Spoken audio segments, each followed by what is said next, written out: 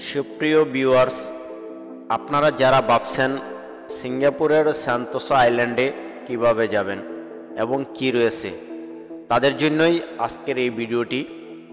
প্রথমে সিঙ্গাপুরের যে কোনো এমআরটি থেকে এসে হারবার ফ্রন্ট এমআরটিতে নেমে ভিভো সিটি থেকে বের হয়ে আপনি যেতে পারেন সেন্তোসা এক্সপ্রেস হয়ে, অথবা পায়ে হেঁটে চোখ জোড়ানো নান্দনিক দৃশ্য উপভোগ করতে করতে।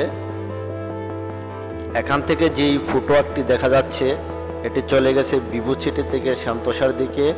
কিছু দূর অগ্রসর হলেই এই সিঁড়িটি দেখতে পাবেন, মনে হবে কোনো নবাব বাড়ি। আমরা রওনা হলাম পায়ে হেঁটে, উদ্দেশ্য সব কিছু দেখতে দেখতে যাব। সাথে রয়েছে আমার এক ফ্রেন্ডকে অবশ্য ভিডিওতে মাঝে মাঝে দেখতে পারবেন। যাত্রাপথে দেখতে পারবেন এই স্টিলের ওয়্যারের ভাস্কর্যটি।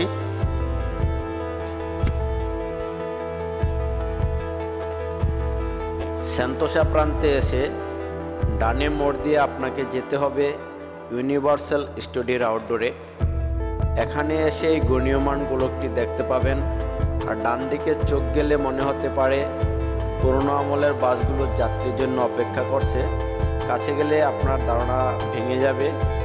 বাসের আদলের তৈরি এগুলো সব রকমারি খাবারের দোকান। এটা হচ্ছে ইউনিভার্সাল স্টুডিও থেকে সেন্তোসা আইল্যান্ডের সি বিচ প্রান্তে যাওয়ার সিঁড়ি।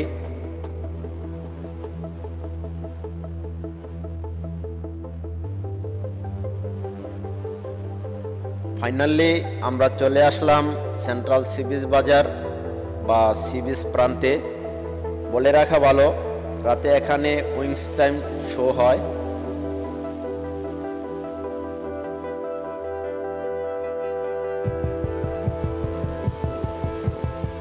এখানে আসলে অনেক ধরনের রাইড পেয়ে যাবেন।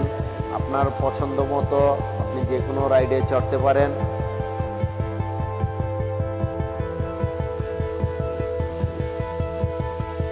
এটা সেন্তোসা আইল্যান্ডের সি বিচ।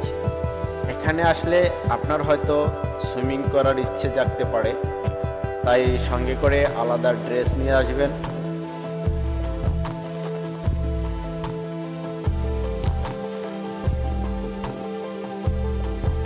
আপনি পায়ে হেঁটে পুরো সেন্তোসা আইল্যান্ড ঘুরে ঘুরে দেখতে পারেন। আর যারা মনে করেন যে গাড়িতে চড়বেন, তাদের জন্য আলাদা ব্যবস্থা রয়েছে, গাড়িতে চড়তে পারবেন, অথবা এখানে আপনারা ভাড়ায় সাইকেল পাবেন।